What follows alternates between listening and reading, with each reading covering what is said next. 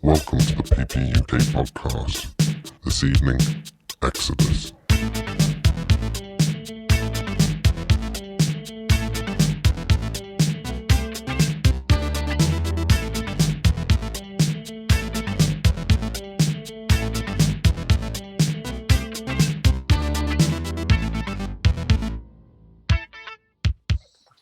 Hi guys, and welcome to the PPUK Podcast. Today we'll be doing one that is very near and dear to my heart. It's going to be Exodus. So with us on this is, as usual, is Lee. Hi. Andy. Hey folks. Happy Leah. New Year. Happy New Year. Hi, Happy New Year. And Paddy. Hello, Happy New Year and all that. Now it just sounds really bad because I said Happy New Year, but you didn't, Lee. So now everyone then did. So now you sound like a horrible person, don't you? I do sound like a horrible person, but hey, I've been counting down the days to this. Oh, what a recovery. What a recovery. Nice. Okay, so with this one, I'm going to go around and just ask people's initial reactions when this came out, what their initial reactions were to this one coming out, because this was an album that just kind of came out of the blue for most people. And I'm going to go with Paddy first. Oh no, start on a downer, but okay. That's usually my job, Paddy, so you're welcome.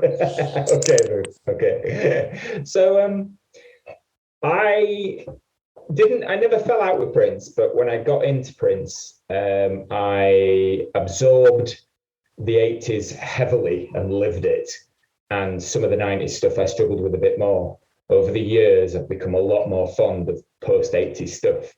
Now, Exodus came at a time, was it between Endorphin Machine and Come? Gold Experience and Come, I can't remember, but this didn't hit the spot for me at the time. I wasn't massively interested. I think it took me a bit longer to get into the sort of holistic sound of the NPG, an NPG album with tracks that sounded leaning more into just grooves and jams, perhaps, than, or at least as much as proper sort of song orchestration and what have you. So for me, at first, when it came out, I wasn't that into it, with the exception of Get Wild, which was kick-ass from day one. And I did have that on an old cassette, various tape with really mad stuff like Jane's Addiction, Ministry, Nine Inch Nails, Sisters of Mercy, and then this Prince track called Get Wild. But at the time, no, not massively into it. That has changed a little bit over the years, though it's not one of my most frequently listened to. Okay, so Leah? I don't have an initial reaction to this one because I wasn't born. All right, rubbing in. Actually, what year is this? Let me... 95. March 95. Yeah, I was -3. No, -2. I was -2. Oh, 3 minus 3, absolutely nothing. You simply have no right to be that young, Leah.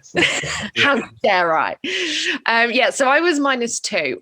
When you were -2, what did you think you might think of Exodus when you first heard it? Yeah. Hey, all I'm going to say is Return of the Bump Squad. Nice, Lee's on form. Yeah. Miss Julie. Lee's a happy chappy. This was an album that it took me a really long time to be introduced to because, as I've mentioned in previous podcasts, my dad was an 80s person. So growing up, I was kind of unaware of a lot of the 90s stuff, unless it was the hits that kind of came out throughout the period. So Exodus was an album that I really found on my own. And actually, in the grand scheme of things, it was an album that I found really late on in my Prince life, quotation fingers. So I probably, as a total of an album, wasn't even aware of it as an album until I was like 14, 15, which was really late for me because I already knew so much of the catalogue. And it was weird because I knew so many of the songs, but they were from downloaded bootlegs. So I knew like weird, obscure versions of the songs. And I was like, oh, wait, these are released. These are out there on like an album. So my first impressions of it were hearing it in this new context as a whole package, which I do have some comments on, which I'll save for later. But this album for me has some of my favorite Prince music of all time, but it's not all incredibly positive, but it does have a lot of my favorite Prince music of all time on. I just love the fact that you said, I came to this a lot later. I was 14, 15. Yeah. I was like dressed as Prince by age 8, so that is, however, 16 years after it came out. So My brain hurts with this maths. okay, let's go with Andy. What was your initial reaction to this one? I think I pretty much overlooked it at the time. Any regular listeners to this podcast will know that me and Paddy are broadly on the same page when it comes to 80s, and then falling off, like really checking out things in great detail in the 90s. And then I think pretty much what Paddy said, over time, we didn't even know each other till about a year or so ago, but obviously, like many 80s Prince heads, I think over time we've come back and found ourselves reevaluating post-80s and appreciating things we didn't. I think at the time, I vaguely remember seeing Prince as Tora Tora on Top of the Pops and thinking, yeah, he can toss that stuff off in his sleep. I may not have even listened to it for a few years. When I actually did, and I've got what may be a false memory, this will hurt you, Chopin, it might be a false memory of actually finding it on vinyl at some point. Oh, okay. And maybe I'm kidding myself and it was CD, but a few years after it was actually released, because I don't know what's happened to that if I do have that vinyl somewhere, but a few years after it was released, I picked it up on vinyl or CD maybe, and I gave it a listen, and was actually, there was one song in particular, I'll wait on this, that actually blew me away, and I think is up there in his top 5 things he did in the 90s. There's a few other things. Listening to it again for this podcast made me appreciate it, and it's a problematic album for reasons we'll talk about. I will say that I've always had a casual relationship with it. I've always liked the idea of the album more than I've liked the album itself. And these days, those two things have meshed a bit more, and I really appreciate how loose, playful, jammy, and garish it is compared to a lot of his looking for more of a serious, less fun time on other releases of the time. I think the front cover is a really good representation of the album. It's messy, it's sprawly, it's lurid, and it really suits the big splash of mess that he made on this album. And I'm a fan basically these days. Yeah. Okay, with that one, let's go on to Lee. What was your initial reaction? If you know me, you know how much I love this album. So obviously I saw him live in 95, and we got the tape sampler set, and I went to see him. We went up by coach, and obviously we all got the sample sets at the end, and we listened on the coach to the sample set, and obviously it had Get Wild on there and everything like that, and everyone thought it was like the whole album and everything, and it was just all these mini samples. So you had all these samples, and everyone was like, yeah, and then it was like, oh, like the song had like finished. It was only like after a few seconds. And then when the album came out, I played this non-stop. It is a blaxploitation psychedelic opera is my best way of describing it. And it reminds me very much of the Symbol album with the segues. It's an album that you have to listen all the way through because it's a story, you know, the adventures of Sonny T in some ways. And it's a mixture of so many things: comedy, racism, religion, you know, there's elements of sci-fi on there. It's just, as Andy said, it's a whole splash of different things. But I absolutely love this album. It's one of my favourites, and I literally broke the tape playing it so much. Alrighty, I'm going to be the host for a moment and say, let's go to Chopin. Oh, okay. So I'm predicting quite a lot of thumbs up here. Well, I mean, I think Leah's kind of going to be the tiebreaker on this album because it's going to be like Andy and Paddy will have kind of approach it from a certain angle, and me and Lee will approach it from another. And Leah's in the middle in her nappy, very funking along. interesting. What kind of, that's a kind of really interesting thing to not be around when it came out, because I think that colors your perception. Yeah, Team Canada. Yeah, exactly. Well, for me, the first time I ever listened to the album start to finish was in the NPG store.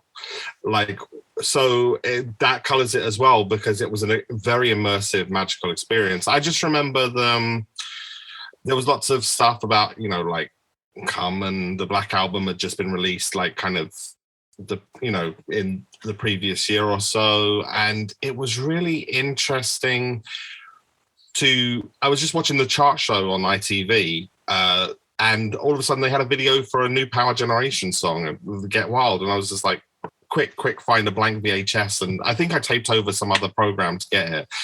And I was just like, this song is amazing. I get the single, it's amazing. So when I went to the NPG store and was sitting there listening to the whole album start to finish, I was blown away. I mean, it was a real... Remind me, Chopin, what is the album that got you into Prince? Diamonds and Pearls. Right, but the one that tipped you over was Symbol, correct? Yeah, because I got into Diamonds and Pearls when Thunder came out, which is the last single. So I was still absorbing Diamonds and Pearls when Symbol came along. So it was just like, oh my God. And by the time that this was coming out, I think I was just listening to, I think Parade was the album I listened to before I listened to Exodus. So for me, it was just like, this guy is there and then he's there. I hadn't listened. Yeah. Just putting Parade next to Exodus in the same sentence is amazing. Anyway, what other artist? Yeah, exactly. No matter if you love or don't love Exodus so much, what other artist? It's so crazy. Yeah, can go from that to that, and I think also that what that colors a lot of my opinion of bands and stuff, and how much they contributed and how much they change things and how much they sound. I think this is there's a clear NPG sound, but there's also that. This is one of those albums that, although blow me away at the time, I've come to reflect on as my musical knowledge has grown. And I didn't understand the P-Funk references at the time. I didn't know, the kind of Zappa-esque stuff. And this is my kind of introduction to that kind of psychedelic funk world. So all of my window into George Clinton comes via this album. So, I mean, now looking back, it's just I understand where that came from, that it didn't just come out of nothing, but I also understand that how much of it was how much of it is him filtering these myriad of different influences, and it still blows me away. Can I jump in there? Yeah, sure. And say that one of the, I've been a big through Prince, I got into P-Funk very early. And when I was, I was 14 and listening to Prince, and then I got into P-Funk slightly tangentially, but I quickly realized the relationship, and then I loved all the George Clinton and Prince crossover stuff. Coming back to Exodus now and hearing it, actually, I'm going to come in from 9 different angles, I'm sorry. One of the reasons that I never really found my flow with this album is very obvious, and it's because Prince breaks the flow with 14 minutes of segues.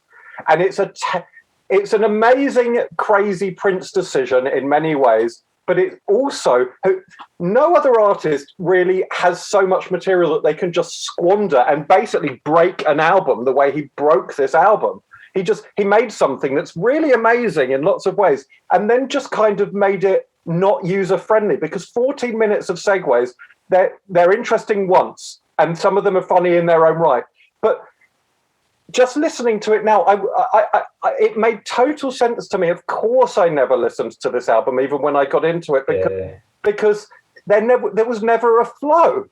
And It's not re-listenable in the same way because of the segues. Like you say, the intention fine, but the re-listen quality is very hard, particularly with this long. And of course, you can just skip on anything digital. And I know, Chopin loves it, but that's because Chopin likes it like a movie. But like what I'm saying is, like, what other artist would make stuff where there's really high quality in there, there's really great songwriting, there's really great jams, and then he breaks it as an interface for anyone but the most hardcore fan, and even then it isolates hardcore fans. He makes this stuff, and then he's got so many other toys that he doesn't mind.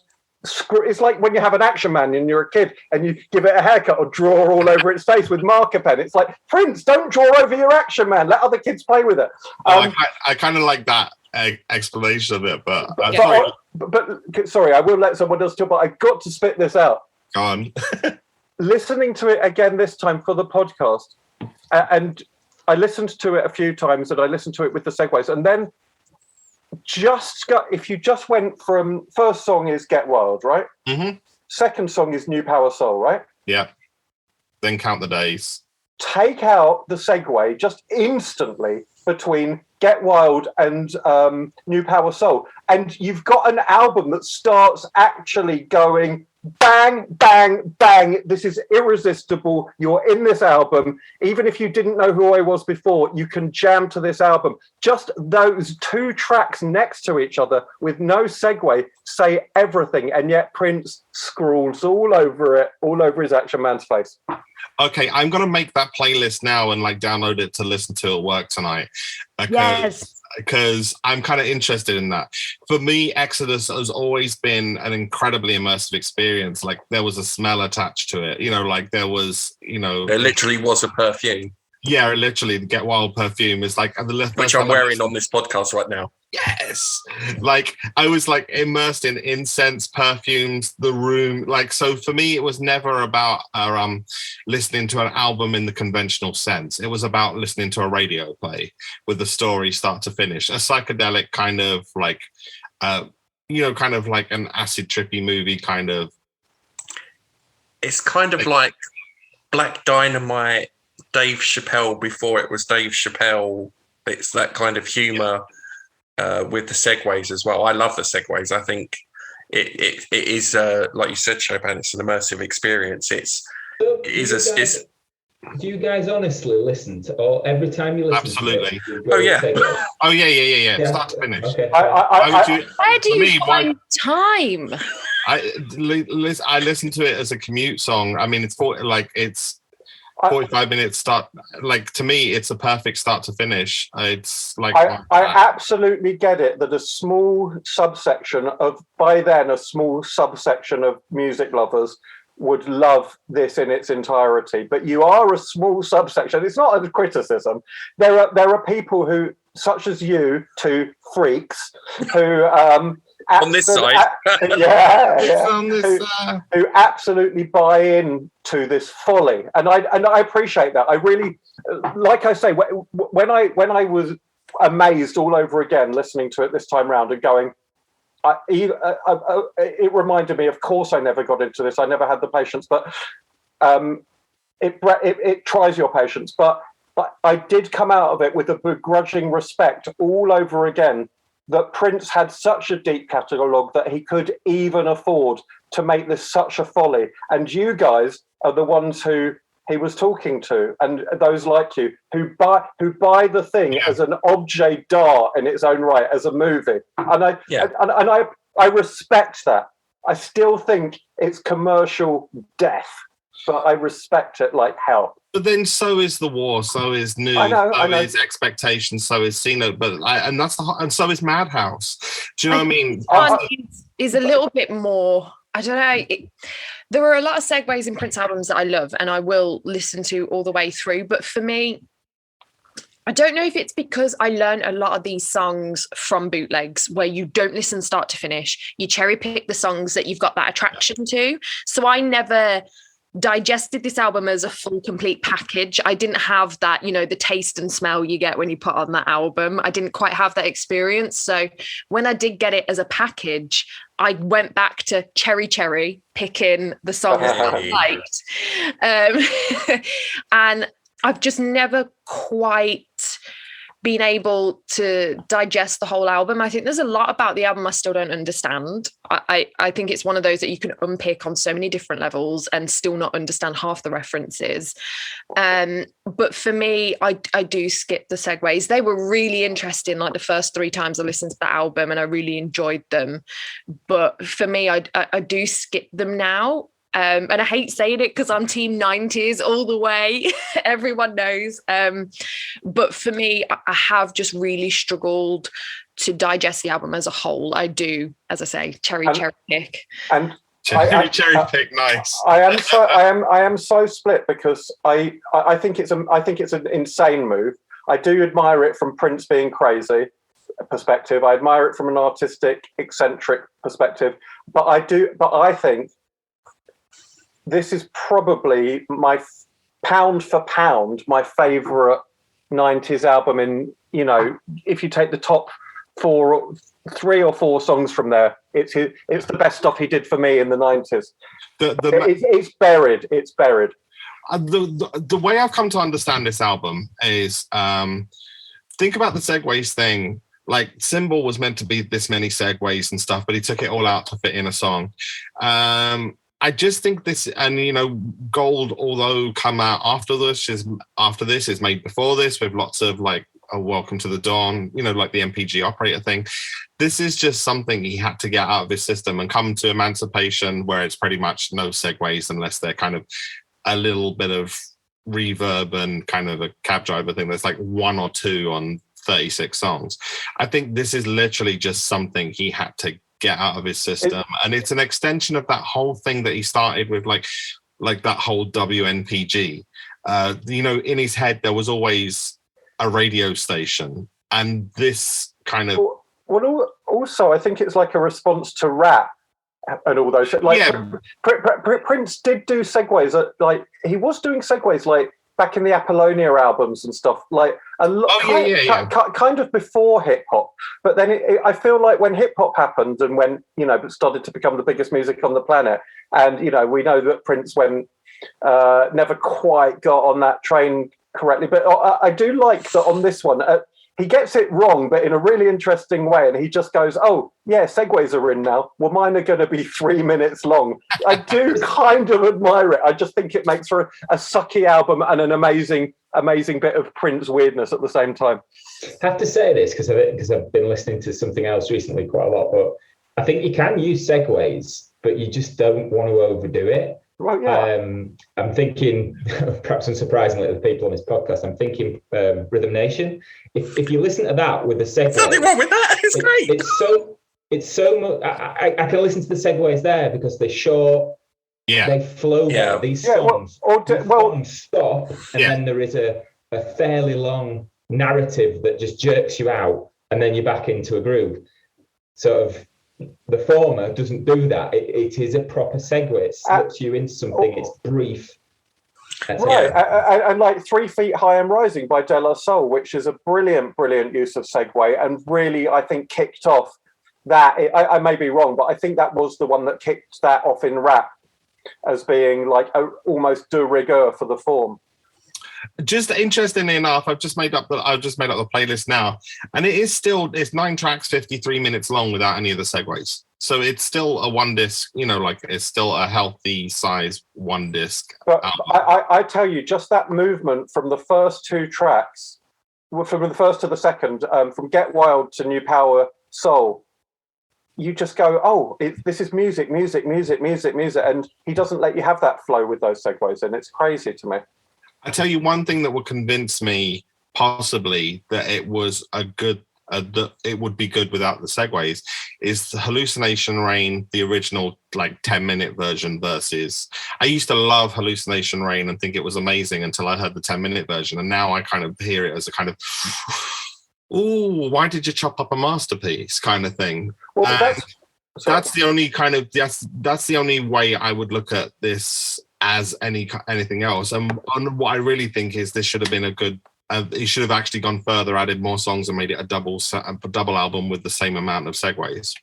Oh my God, you're insane. I mean, I love you, but you're insane. It's interesting though, because you're the expert on this period for sure, Shopes, and probably Lee. But you guys probably know all the variant track lists and what was there. And I've got a passing acquaintance with it, but I remember wasn't Superhero on one of the variants, and wasn't Love Thy Will Be Done, which if ever a song didn't suit the NPG, it's Love Thy Will Be Done, sung by Sonny, and you're gonna say, no, I love it. I know, because you're mad. But it's interesting, like how many, like this album seems to have been, not only is it a mess in a good way and a bad way, I think, but not only is it a mess, he had other messy iterations of it, and it's like if it's a gumbo, he just throws everything into the pot. He throws chili, beef, chicken, steak, then he throws in some licorice.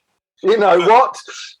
Which is weird, because when you realize like how this album started life, and this is Morris Hayes has said this on a podcast recently, like on interviews recently, is how this album came to life was that Sonny T and Michael Bland were just trying to throw each other off the groove in the kind of on the main stage, and Morris Hayes walks in and is just kind of transfixed, and they can't throw each other off the groove. They're locking no matter what they throw at each other. And like Prince walks in, or Symbol at the time, and kind of Morris Hayes goes to him, goes, this is amazing, we should make this an album. And then Prince just picks up the phone and goes, yeah, can you move all the stuff into Studio A? They moved the stuff into Studio A, and I think everything but Big Fun and Cherry Cherry, the basic track was recorded that day.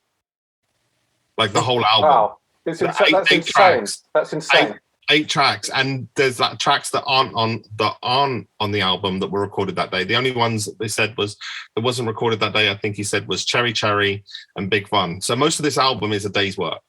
That's unbelievable. But with like 2 months of post-production and overdub. And in some, that doesn't surprise me. Not in a derogatory or condescending way, but a disparaging way, should I say, but that doesn't surprise me in a sense, because of the amount that they're just leaning into jams. I mean, for me, that does. There's some class stuff on it, but it does come through. There's little patches that don't feel worked on it. So well, that'll do. Just for me.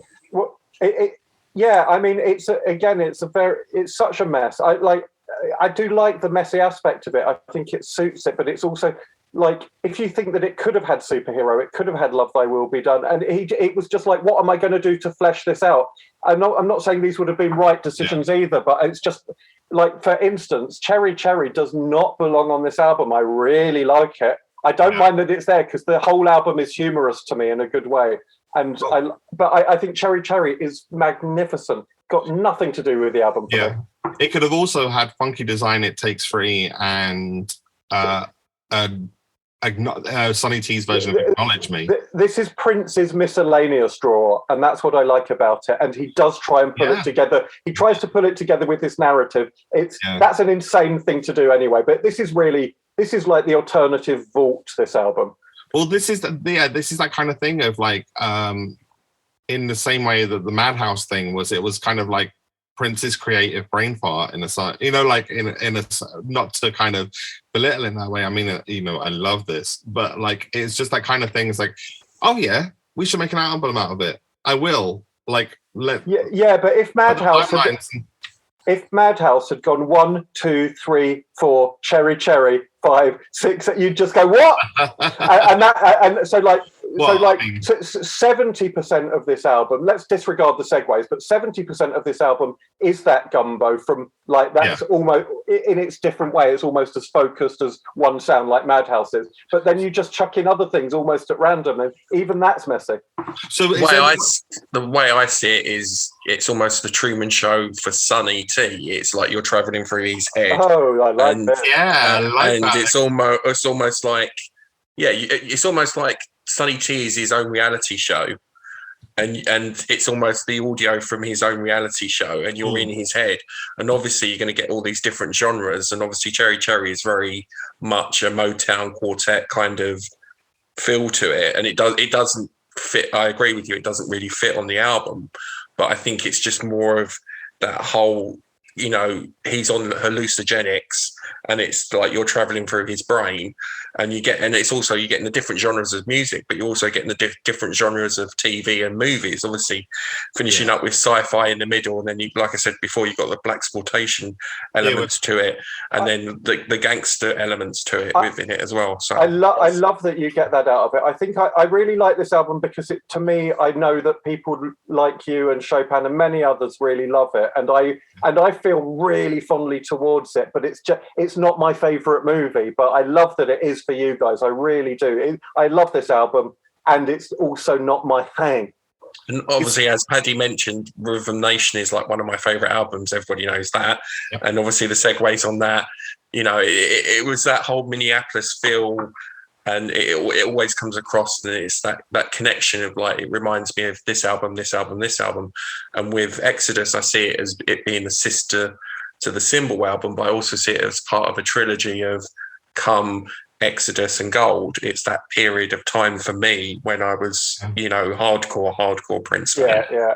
And it's also, it even says on the liner notes, Exodus, a journey too short to live through one CD. You know, like the whole thing, you know, it's meant to be kind of episodic in that sense. And, you know, there's meant to be the Tora experience as well, with that Get Loose on as well. So we don't know what's in there. And it is kind of a clearinghouse for songs that didn't go anywhere else. And at the same, but like Prince wants it both ways as ever. He wants it to be kind of a clearinghouse and a kind of recycle bin, but at the same time he's going, and I'm going to try and stitch it together with a narrative. I don't think it was that much of a clearing bin, to be quite honest, because most of the songs are actually purposely built for recorded for this project. Allow me to push a bit of order and push us in a bit of a direction with a response to that idea of a cleaning bin, right? For me, Get Wild should have been on a bigger album. Yes, I agree. Commercially related album, because that Get Wild is probably in my top 3 or 5 tracks from the 90s. It's absolutely stunningly awesome groove track. It's brilliant. And it should be played more at parties. It wasn't a bigger album, though. It wasn't a bigger album as a different version on the Pret-a-Porter soundtrack. Yeah, I was going to say it was on the Pret-a-Porter. But that's not a bigger album. That doesn't count. That doesn't count. Sold more, and more people heard about it. But and it was a very vastly different version of the song. Well, this version of the song, as it is here, should have been on a more prominent, commercially pushed Prince album for me, because Get Wild is a really, really special song. And I remember it being performed on Top of the Pops. Yes, yes. In March, and Lenny Henry was hosting, and Lenny Henry just lost his mind. He's like, "This is the best day ever." I remember. Oh, and it was like, and I think it was the same week as me going to see him live as well. And the version from the White Room. White Room version is just, the bass work on that is just. Who was the sort of borderline sarcastic presenter that was taking the piss out of him in a beehive? It was the bass player from The Fall, wasn't he? That was it. Yeah. Yeah, whatever his name was. But even that. Even like when they were promoting the album, the whole Tora thing about, you know, it was his way of, you know, and the argument with Warner Brothers that was, you know, it was ongoing, you know, and he became a character in itself, wasn't it? He was listening to the album as well and watching those live performances. The other thing that makes me giggle a little bit is the way that a lot of reviews are sort of, you know, it isn't really a Prince album per se, and I read more often than not, and you can't hear Prince's voice that prominently in the mix on most of it. You bloody can. He's all over it. Again, you look at it's almost as if he just he jammed and didn't take responsibility for the output. It's a Prince album. Oh, even if he didn't sing a note on this, it's such a Prince album. Like the time up until Pandemonium, are Prince albums. Apollonia and Vanity are Prince albums. The Family is a Prince album. It's so Prince. On some of those, at least you can't hear his vocals. So to an amateur, they might be like, "That's not Prince," but on this, you can literally hear him. I know. Over it. I mean, it's not him. It's Tora. Well, it was a contractual thing. I mean, like, it was part of that whole contractual thing, is where he was literally pushing the boundaries about getting sued with some of this stuff, like, because he got okays for some territories, not okays for other territories. It was kind of like a legal mess with Belmark versus Warner Brothers. I know you love this period, and I do see why. And it's like it's out of control. It's almost like he was his own computer virus at this point. And like he's putting out, like, he can't sit still on one version of like Get Wild There. He has to do 15, and they all have to go to different projects, and they keep recombining in new and mutating into new projects. And you know, it's like, it's so, and I like that sense of, again, messiness and corruption, and like you just feel like, I don't even know what I'm listening to anymore. Where does the project start and end? Why isn't it this? Why didn't it go on that? What was the alternative track listing of Gold? What's happening here?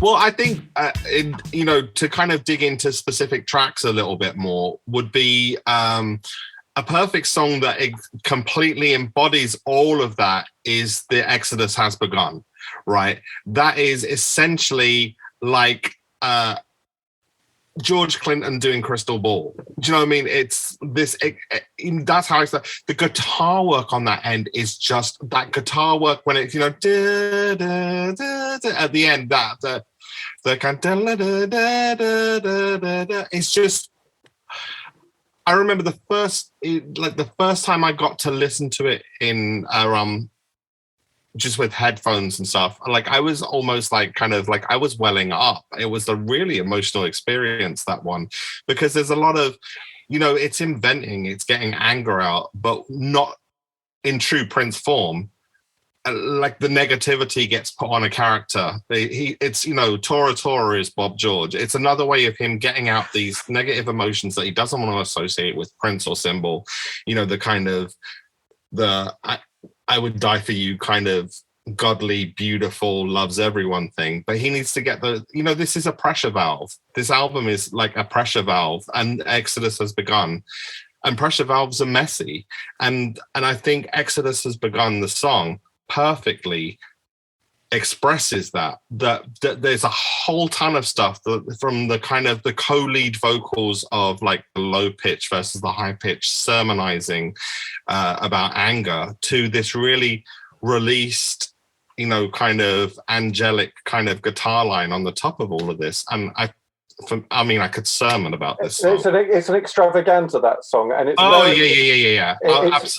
It's not my favorite song by any means, but I like it very much. And what I like about it is that it updates the P-Funk thing. It recalls P-Funk there, but like, again, when we talked about Welcome to America, and I was down on quite a lot of it, and I was down on the track Welcome to America, because Welcome to America sounds like a redo of Make My Funk the P-Funk. And Jill Scott Heron, and Jill Scott Heron, and it's right on the nose. This, you're listening to it, you're hearing P-Funk, but you're not going, oh, that's that. You're going, oh, other songs keep flying through your mind. It sounds a bit like Flashlight sometimes in the la da da dee da da from Flashlight, and it sounds a bit like It's Getting Better by the Pound by Funkadelic, and it's got loads of little kind of nods and winks to that big kind of, almost like Sun Ra, big religious P-Funk. Absolutely. It's not derivative.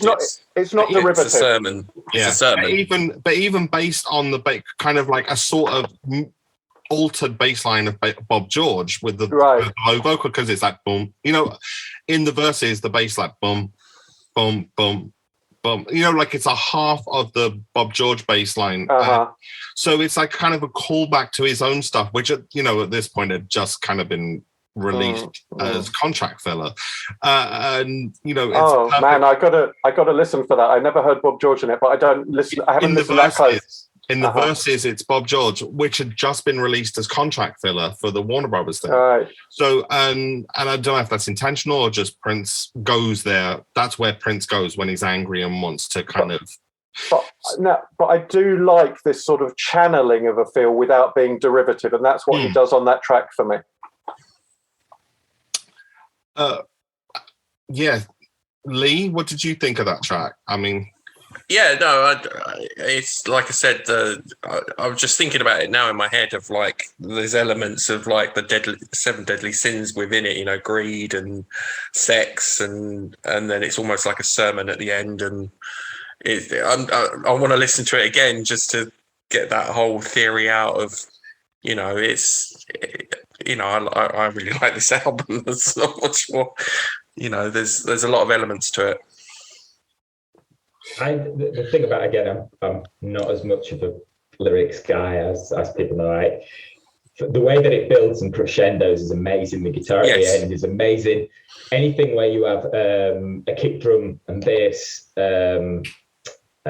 together, groove, blocking. I'm thinking Electric Chair would be my other one off the top of my head. But those grooves are just so nasty, and the brass part starts steady and suddenly so get more frenetic and pointed motifs and things like that. It's a great track as Exodus has begun. It's again, it feels very much a jam track, but it doesn't matter. It works. It's really good. It definitely reminds me of the Symbol album, like, you know, My Name is Prince, you know, Get Wild, and then The Sacrifice of Victor. Sacrifice of Victor, yeah. Exodus has begun. It's that big end and beginning, you know, and that's what I like. You know, a lot of Prince albums, you have a really good starting track and you have an end track. Yeah. The book ending on Prince albums is incredible. It's that journey experience with all the albums of like, again, it grabs you and then you're kind of crying at the end. And I think he took a lot of that from P-Funk as well, like Get Up for the Downstroke and stuff as well, like, and Flashlight ends up like a lot of those Funkadelic Parliament albums end on a really big kind of, we're journeying off to the next vista, the next starship, or the next planet, and that's what he does with this song, I think. Yeah, absolutely. I mean, and for me, the journey of how we get there is just as interesting. I mean, just to go back to Get Wild, I think Paddy said it's criminal that wasn't as well known as it should have been. I agree, but I also would put a caveat on that. I think the funky jazz mix, the Moneymaker funky jazz mix from the single, that is criminal that's not as well known, because that is a spectacular bit of Prince. That the kind of funky slow kind of jazz mix of it, that it's just perfect. But just going back to Cherry Cherry, sorry to kind of skip around, like kind of a straw poll here. Who thinks it should have been on the album and who thinks it shouldn't? Because I think it should. I'm going to vote yes and no. Yeah, I'm the same. I'm actually the same with Andy. It's hey. Leah, is that a hand up? It's a hand up. I think it is a welcomed, chilled respite in the same way Count the Days kind of has that same little breathing spot. I think it's perfectly placed. For me, it's like the equivalent of Take Me With You on Purple Rain. It's got that breath just in between the madness. There's a little bit of calm. So I think it is perfectly placed on the album. Paddy? I don't like it. I wouldn't, you know, not sort of actively, but it doesn't do much for me. I kind of get the 50s sort of vibe to it and that laid back thing. Yeah. Paddy, if you don't mind me asking, do you guys perform Get Wild, the band? We have rehearsed it, yeah, and it sounded great. It's just like, again, yeah, if it was up to me, we'd play for 5 hours and put everything in we wanted, but it's just not a viable thing to do, sadly, so I can't do, but it'll be there at some point. We have rehearsed it and we do have an arrangement, yeah. Have you done any other tracks on the album? I think that's what Chopin was going to ask as well. Oh, no, go on. Have we done any more tracks from Exodus? Yeah. No. We've a long time ago we talked about Return of Bump Squad a little bit, so you never know. You never know with us. Have you done Mashed Potato Girl live? Leah would be great for that. Back to Cherry Cherry anyway, rather than me plugging. But no. If I looked at it sort of slightly more pragmatically, then no, I don't think it really does fit on this album. I'd go with whoever says it should be somewhere else, because I think it would possibly suit part of a sequence on another album a bit more. But that's to my ear, and hell, I'm a hypocrite anyway because I like the more eclectic Prince album, so I'm not sure what that says about my opinion. I mean, I will say it's my least favorite on this album, but Yeah. I love every single second of this album, so that's not really a low call. I mean, it's still better than, you know, like it's like the least favorite on your favorite album. This will forever be in my top 5 Prince albums. I love that. The reason I like it and also think it's folly is how I feel about the album anyway. It's a magnificent mess. It's a mess by a genius. Yeah. And so, like, when I'm in the right mood for this whole thing, I will still skip the segues, but I'm so happy it's there. It's just actually somebody who's too good. Yeah. And it shouldn't be there. It should be there. Don't tell a genius what to do. I love that. And speaking of like Leah said, that this being a breathable track, a breathing track, because I wouldn't have put like Misa. If I had to choose the lineup, I probably would have put Funky Design or something like that. Like, but the other one that's a real breathing track is Count the Days, and sometimes the absolute heaviness and funkiness of this album, this little bit of like the times I listened to Count the Days on its own, the guitar work on it is gorgeous. The harmonies are gorgeous. It's a gorgeous little track. We when I was in a band, we actually used to cover this and kind of segue it with People Get Ready just as a little cover slot in the set. And the reaction to it was really interesting because nobody's listened to it as a Prince song. Like everybody was like, I love that song about the motherfucker song. I hate that lyric. I hate that lyric. I've said this about many a Prince song of the 90s and beyond. I just think that lyric just doesn't work for me. I know you're going to love it, Chopin, that's fine, but it's like suddenly hearing in Avalanche, and again, I know you like this lyric too, but Abraham Lincoln was a racist. It just jars. It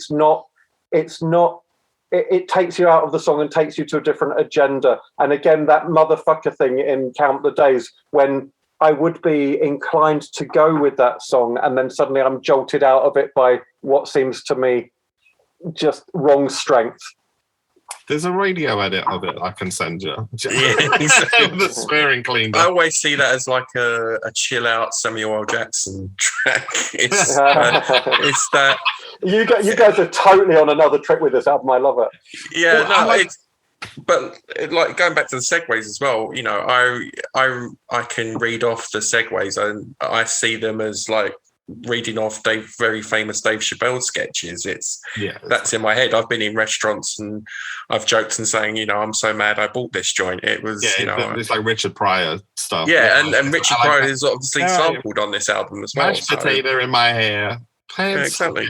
But yeah, I think it's that, like I said, there's that element of blaxploitation and that, you know, the samples that he was using in that era as well. You know, it's you know, and Richard Pryor is sampled on the album, so it's that, like I said, it's that humor element to it. Also, interestingly, I mean, if we one thing that does actually stand for maybe Andy's thing of it being a clearinghouse is it's actually the first time that both Dream Factory and Days of Wild appear on an official record, because you got a clip of Dream Factory in the DJ Gets Bumped segment, and in Mashed Potato Girl, the car driving by, it's Days of Wild that's playing in the car driving by. Amazing. Amazing. Just imagine what it must have been like to be Prince and just have we all have thoughts that race around our heads. It's just that Prince sometimes, quite often, recorded those thoughts and just chucked around. And this is just him brain farting all over the place. Yeah. And like I say, like a computer virus. Can I talk about my favourite track? This for me is the one. No one's really mentioned it yet. Go on. Return of the Bump Squad. That's great. I've mentioned it. It's been mentioned, but we haven't looked into it yet. This is the one for me. Awesome. This it is awesome. I'm glad you like it, Paddy. I know, but this is like 70% of what I love about this album is this song. This is monstrous. This is other songs come up. It drags other songs up with it, but this is the centerpiece for me. This is my Prince, and this is a melody that he's used again and again and again. And every time he uses this melody, and I've made a list of songs that essentially use the same melody, because it's long been a little thing I've noticed. Every time there's a song that uses this melody, I love the song. I love the melody. It was obviously a favorite of his because he used it so many times. And I call it the I Know melody because that, to me, is where it sits. That's the center of where it sits. It's that swung melody. Dun dun dun dun dun dun dun dun dun dun dun. Dun, dun, dun. Now do it with Return of the Bomb Squad. Okay, it's basically the same phrasing. Wing off. Yeah. It's the same phrasing and it's the same kind of up and down nursery rhyme. So listen to this and see if I'm gonna. You can think. Right. Now sometimes it's not swung. It's swung on I Know, and it's swung on Return of the Bump Squad, and it's swung on Push. Yeah. Every time you can see every song is different. This is not derogatory what I'm saying for once. This is Prince obviously loved this template and made loads of different songs out of it that each have their own feel. I love them all. So here's my incomplete list. There's probably more. It's Gonna Be a Beautiful Night. That's the I Know melody. The Ball, obviously, that's I Know. It Bees Like That Sometimes. That's I Know. Cindy C. You can frown now, Paddy, but go and listen. Cindy C. is I Know. I Know is I Know. Push is I Know. Return of the Bump Squad is I Know. Musicology is I Know. Yeah. And I was amazed and delighted when recently we got another one to add to this list, and it's Dog. It's I Know. And later on, would be the first one, right? It is the first one that I know of, but I still think that is the I Know. But Dog is the first one. And later on, a very, very stripped down version. You can even hear it in X's face. 3 years So everyone's ago, going to be doing their homework now after this podcast episode. Yep, and you might disagree with me, and Paddy's already disagreeing. But if you go away and think about it, you disagree with. Bye. Yeah, maybe you do. But it's not the same melody note for note every time. I'm not saying that for a second, but you can plug them all in. X's face. 3 years ago, or maybe yesterday, I know there is a heaven. It's the same shape, and there you go. That might be stretching it, but I definitely agree with Return of the Bump Squad. I Know. Dog, I think I was listening more to the rhythm, therefore thinking of it of New Position. But you're right. He has these kernels. It's just like there's 9 to 5 people that that turned in. That was another. These are these tracks that are idea feeder tracks, and as we know from like the Get Off EP or the Cream EP or the NPG EP, that he's a master at taking a little element of a song and creating a new song out of just one little sample. Yeah, but I think there's things. Again, I'm not trying to convince everybody that you might have a slightly different list for me or not include all of those. But go listen, go think about it. He liked this melody and he liked this phrasing and this timing very much. And every time it comes up, there's not a song that uses that template that I don't like. And Return of the Bump Squad and it's what he does with it behind it. It's a massive production. The guitar in the chorus is off the hook. That weird treated guitar squeal. I've always loved that. There's a bass bit, like a bass punctuation, like boom, boom, boom, boom. That's just like filtered bass, wah bass. This is like I Know crossed with la la la he. It's that good. Sorry, I could monologue about every song about this album if anybody wants to jump in. I will jump back slightly, talking about songs that kind of merge with other songs. And I'm flashing back to Count the Days now. If it wasn't for the expletives, I think Count the Days would fit perfectly on Musicology. Ooh. Yeah. Reflection. Yeah. All right, that is creepy. I'm tempted to do a screen share because my first note when I was doing Count the Days was, and I swear to God, would have sat nicely on Musicology. Absolutely, God's honest truth. Yes. I think that comes from you guys. I think like me and Lee would probably never have seen that because we see this album as such a complete piece. Yeah. And you guys listen, like especially you, Leah, like listen to this track by track, like kind of just going, this fits there, this fits there, and then listening to it as a complete album. In my notes, in my notes, I've put down Dolphin, that the ending, it's very much like Dolphin. Count the Days and Dolphin are very, very similar. From a musical point, I don't know if that's how true that is, Paddy or Andy, that the very ending. My band have destroyed Dolphin for me because they hate making them play it once. So. I'm not a Dolphin fan, but I do like that cyclic little ending, and it's that kind of little sort of energy running out, but quite kind of pensive and thoughtful. I agree, Lee. I do agree. Thank you, Andy. You articulated it better than I did. Yeah. It's like that beautiful little guitar flourishes at the end of Count the Days. That was in my notes. I can see that Musicology would have benefited from it, and I do think again, really, the song never.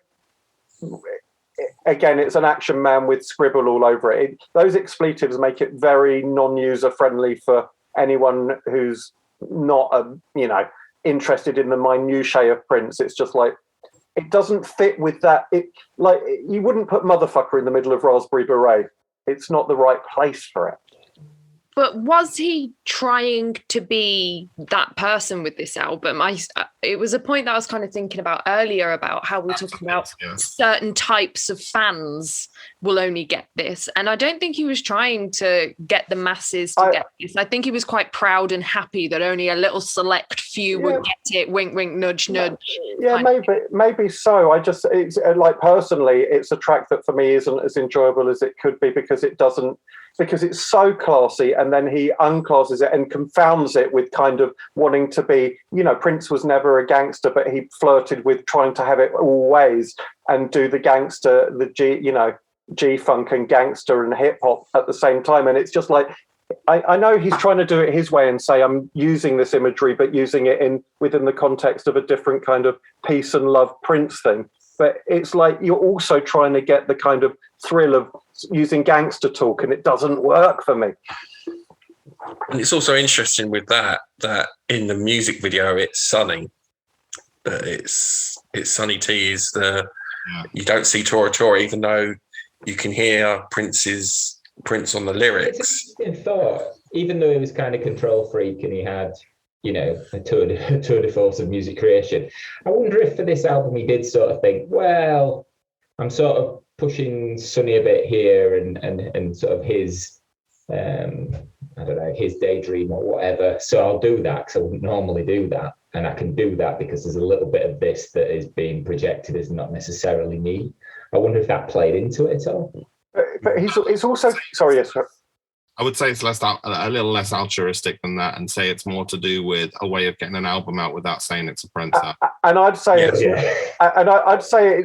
it's not really about Sonny. It's about Prince molding Sonny into a character, like he molded Morris Day into a character. But I don't think that.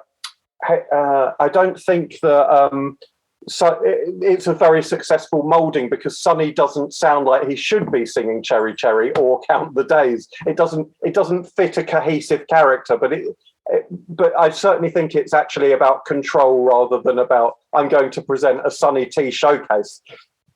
Yeah.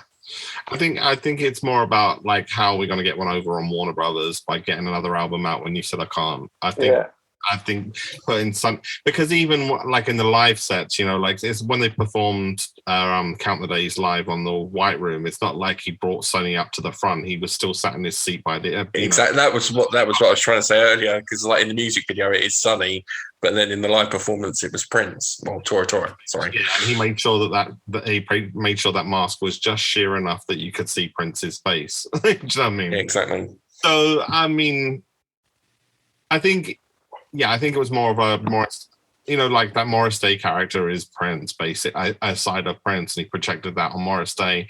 Same way that Tora is a kind of side of Prince that he projected on Sonny T and band. You know, the more we talk about it, the more I realise why I like it and why I think it's silly at the same time. The whole thing is that it basically, the time is a focused concept. The family was a focused concept. Sheila E. was a focused product. I mean, it's great music, but, you know, just putting it in basic terms.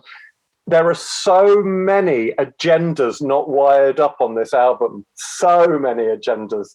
And that does make it brilliant, psychedelic, a real trip if you buy the whole thing.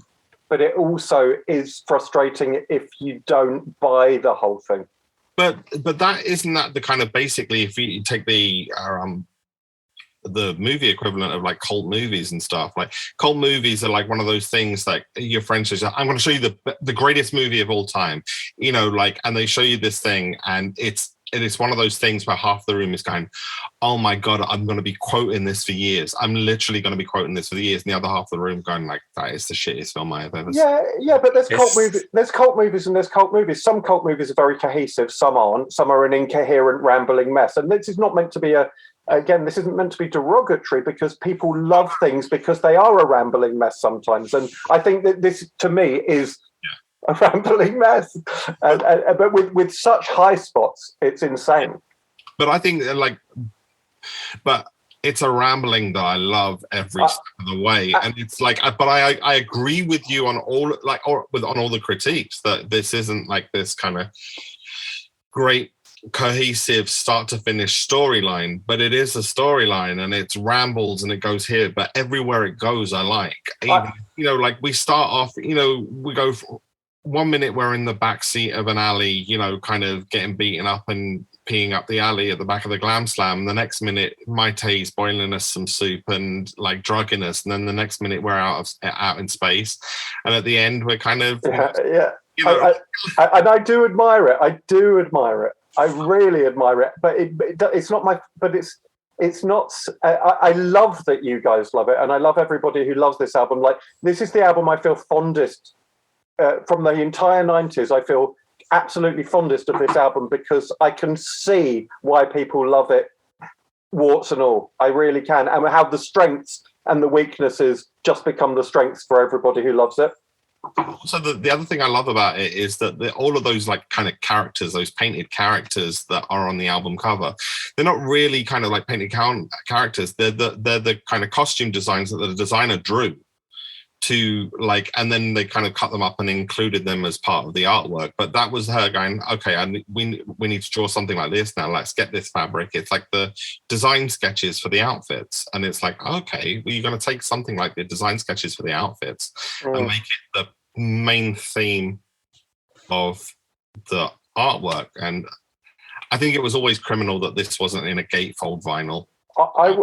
This whole album is like, I said, kind of, it's a Prince's mind as a hard drive, and he's accidentally pulled out the USB without unplugging, without unplugging it first, and everything is so mixed up. All the files are corrupted. You click on one thing and you get the other file, and this album's performed in an illegal error. Do you wish to send a report? Yeah. This album is absolutely corrupt and corrupted as a drive, and I dig it. I dig it. So we just invented the blue screen of Exodus. Hey! It made me love it even more. I didn't know that was possible. I'm kind of high, talking about this album. I'm gonna go back and listen to this album more and more now, because the high spots are great for me. And I have to admit, I'm going to, just like you said, Andy, I'm going to listen to it more. I've really enjoyed digging deeper and concentrating, and it's never an effort to listen to anything by Prince, but when there's other things you prefer to listen to, you get to a point where all right, well, I could go listen to that. This has grown on me yet again, having done a sort of a deep dive, and even more so because I'm sort of dying to say I predominantly use Spotify to listen to music, and of course it's not on there, and I'm like, oh God, I'd love to start mixing. Yeah, I'd start to love mixing this in with some of my own playlists to see what flows. And what it's on Tidal. Is it on? It's on Tidal. Is it on Spotify? No, it's not on Spotify. On the subject of like talking to you guys and kind of melding our ideas or throwing things into different relief, I would like to issue a retraction. To Te Amo Corazon. Since we talked about it, after that podcast we did, I could not get it out of my head. And then I started listening to it, and everything I said about it, I absolutely retract. I goddamn love that song. Thank you guys for making me think about stuff again that maybe I hadn't. I overlooked that song. I did the dirty on it. I goddamn love that song. Motherfucker. Leah, we got him, Leah. We got him. Leah's raving. It's only fair. You got me rethinking Adore, and now I appreciate Adore. So like, it's a fair trade, that one. I think. I think that's a fine thing to do to each other, and that's why we're here. And like, you know, whatever. It's such a deep catalogue. It's I constantly, even though I know what I love and what I'm not so big on, I constantly re-explore it in my own time anyway, and come to different conclusions over time. But talking to you guys always. Yeah. And seeing it from your point of view, just the fact that you said that you see it like a movie through Sonny T's head, Lee. It's exactly that. I'm not going to. I don't think 3 months from now I'm going to be saying retraction. I think the segues are brilliant, but it does make it endears me to an album that I'm already endeared to, very much so, even more. So thank you. Oh, thank you. Yeah, I mean the storyline is, it's the misadventures of Sonny T. You could literally rename this album "The Misadventures of Sonny T." Smash up the deck, DJ booth, and they play live. Just to fit this in, when I was in Minneapolis in 2019, and I was in Perkins, the pancake place, at like 3 a.m. or something. Obviously, I got to meet Brother Jules, who passed away in December. So we'll dedicate this podcast to him. And obviously he did some of the stuff on this album, and the scratches on Exodus and stuff like that. But I got to talk to him briefly about Exodus, and that was like one of my highlights at 3 a.m. in Minneapolis, talking to Brother Jules about Exodus. So that was one of my happier memories, and rest in peace, Brother Jules. Yeah, I mean, agreed, because I got to talk to him when he came over and did the alumni gig at Cafe de Paris and DJ'd that, and I kind of went behind and was talking about the remix experience, and I was just saying how much I like, because he was playing it, and I kind of like was dancing to every change, because I knew that half-hour mix like the back of my hand, and he was kind of gave me a little kind of you knew that mix, like I just handed that out in my shop or something. It's just kind of like I said, that was just, I love that mix. He was very, very cool to talk to him. Really cool. Like, I mean, as you kind of see people in passing, but he seemed like genuinely like touched when you gave him the compliment. It's just sad. Yeah. Shall we wrap this up? Because I've got to go to Janelle's house. Well, we can wrap it up with The Good Life. That was. Had it come round to, does anybody want to suggest another song? I would have suggested Good Life. I was sat here going, how do I interrupt them to say, how have we not mentioned this song yet? Which could sit nicely on 3121 for me. That's another thing. This song is really, it's one of those songs that I wouldn't say it's a stupendous song, and I wouldn't say it's filler, certainly not. But it sort of sits somewhere in between, and it would kick ass live. I look at it as one of the. I'm not a fan of Emancipation, though I as a triple album and so on and so forth. But like Jam of the Year is a similar sort of vibe. It's a really, really. It's not a stellar song. It's a strong song in that context, and it's a really, really nice live groove. And I think Good Life kind of sits in that place for me. I again, like Get Wild, this is one of those things that I love. I love the version on the album, but again, there's just stellar remixes of this one. Big City remix and Bullets Go Bang. And also the Free the Music, which is like the nothing, which is like the To Whomever It May Concern of the Exodus album. You know, that little kind of chopped up advert kind of a song. And it's just like, oh, I love the video. I love the video. I love the song. It's glossy, poppy. Had probably the most successful thing about this album was that the Good Life house mix was played in a lot of clubs, and and a lot of DJ guys. It's one of those things when you see the YouTube clips, the comments underneath it are never by Prince fans, unlike the Platinum Peoples and the Dancing Divas remixes. The comments underneath, like, do you remember this classic from back in the day? So it was kind of being appreciated more though by non-Prince fans, and there's not many Prince like stuff that was very popular in like house clubs or anything like that. But that was one that was actually worked successfully, and it's probably the most had the most impact outside of Prince world was the Dancing Divas mix of this. In fact, that was the version they played on the radio, I remember. It's, for me, it's one of my favourite songs on this album, first of all. I absolutely adore it. But it's one I always forget about.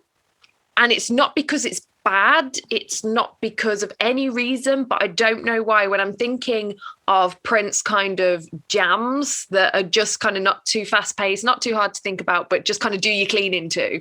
This is the perfect one. This sits perfectly in there, but I always forget about it. And it will come on, whether a random playlist or a random bootleg or something, it will come on. And I'm always reminded of how phenomenal it is as a track. And I absolutely adore it. Yeah. So we were talking earlier about listening to things more and us kind of influence each other in that sense. This is going to be one track that I'm going to make a point of incorporating into my playlists more. Yep. Yeah, and it is just such a little kind of like an air candy of just light, but still still groovy and still fits. It's a positive vibe. It's upbeat. It's positive, dare I say. And just kind of other tracks that the two tracks that we've kind of really haven't mentioned yet, Big Fun and Hallucination Rain. Hallucination Rain, oh my God. When I first listened to this album, I thought that was second for second perfection as a piece of music. And then it was one of those things where it's like Computer Blue. When you listen to the full length version and you go back to the album version and you're kind of like, oh, it's kind of butchered. Like, why would you even edit this thing? I would just put another, that full length version of Hallucination Rain is so good, I would put on another disc. It is true to say that in Chopin's world, listeners, all Prince albums, but especially Prince albums from the 90s, should be about a month long. Yeah, exactly. He's smiling. It's funny because it's true. Join repetition. The songs are years long. I'm good with that. Yeah. I was going to go a year long. But with Hallucination Rain, in my notes, I've put like G-Funk era Nate Dogg. It's very much reminds me of Nate Dogg. You could argue that, it's that G-Funk era rap influenced, even though it's not a rap, if that makes sense. It's that chill out kind of vibe to it. But that was what I wrote in my notes. I've got to say it suits the Sonny T character exactly, like way more than say Cherry. But and certainly again, Love Thy Will Be Done. Sonny just wasn't moldable into anything that Prince wanted him to do, especially when Prince wanted him to be basically, I want you to play 7 different parts now. Hallucination Rain is much more fits with Sonny's kind of chunky on the kind of. It's a good tip for him. I like it. And that violin solo at the end.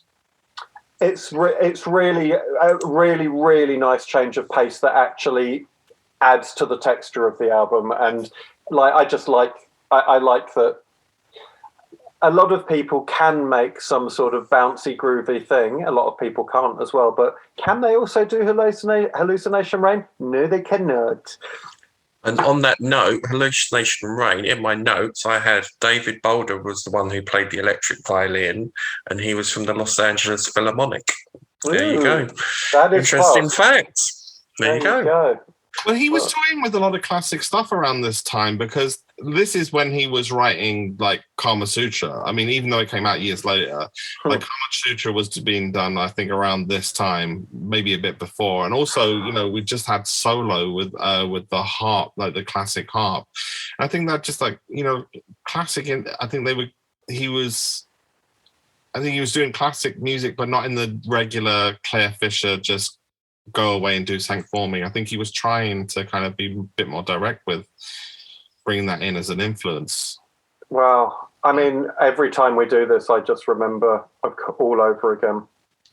I'm just knocked out by the depth of the catalogue, even the messy bits, even the bits I don't like so much. It's all just, and I've said this before, but no wonder, he said it himself, why should I do that when I can do this? He said in interviews he didn't know what to do sometimes.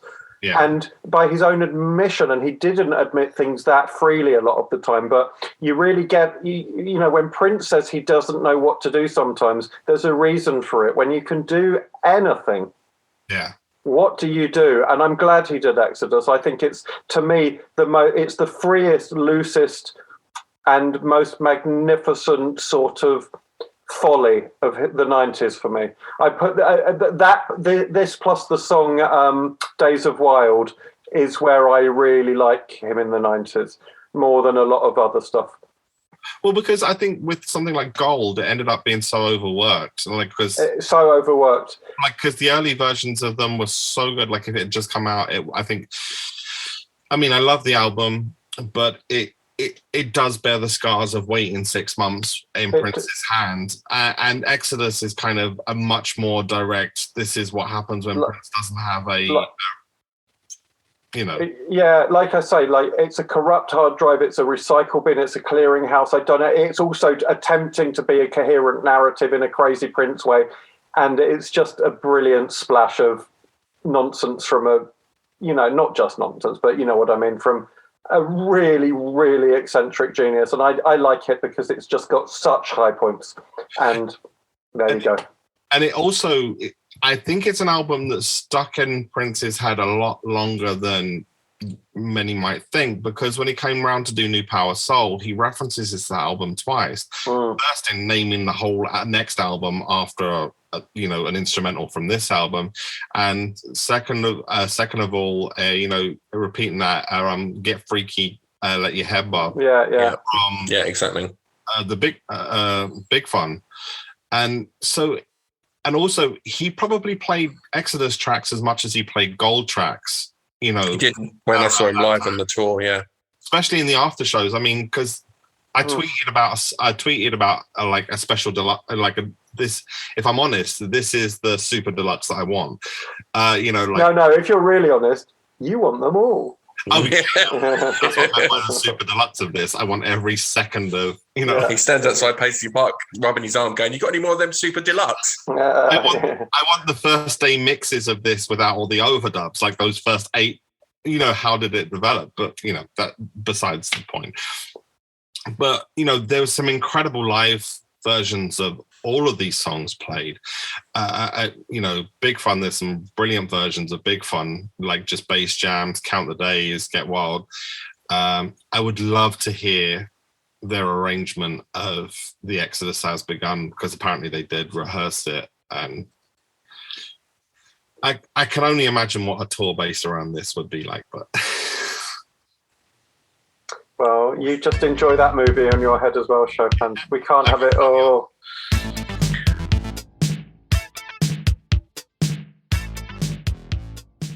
That was a really fun one. That's such a colourful thing to talk about on a cold, grey night in January. So thank you, folks. That was probably the most we've disagreed, but the least we've argued. Yeah. That's a good way of putting it. So the therapy's going well then. I'll tell you what. I'm just glad you didn't ask me about hallucination rain. Go on, Paddy. You have to say now. No. Don't like it. It's not my. It isn't my thing. In terms of taste, the way it veers. No, I'll try a bit more, but no, not for me. I find it a bit dull.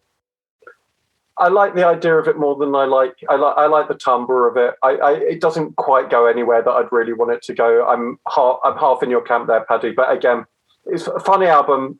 I think, Leah, you said it perfectly. We've all taken different bits and we've all agreed or disagreed. But like, there's something at the heart of this album that there's enough there that something will stick to you, I think.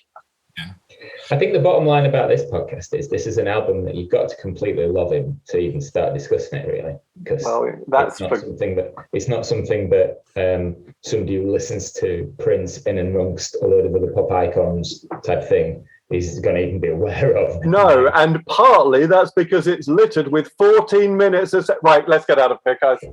Okay, pick your favourite segue. None of them. Mashed potato girl. That's my favourite. That's my favourite. I will be in restaurants and I will be quoting it. And then the other one is Sonny T, and he's like hallucination. Something hit me. Something hit me and I fell, and that something was Janelle. My favourite segue is "Ain't no acid in this house." Bam! Anyway, I'll leave that there. Yeah, whatever's the shortest one, that's my favourite. Okay.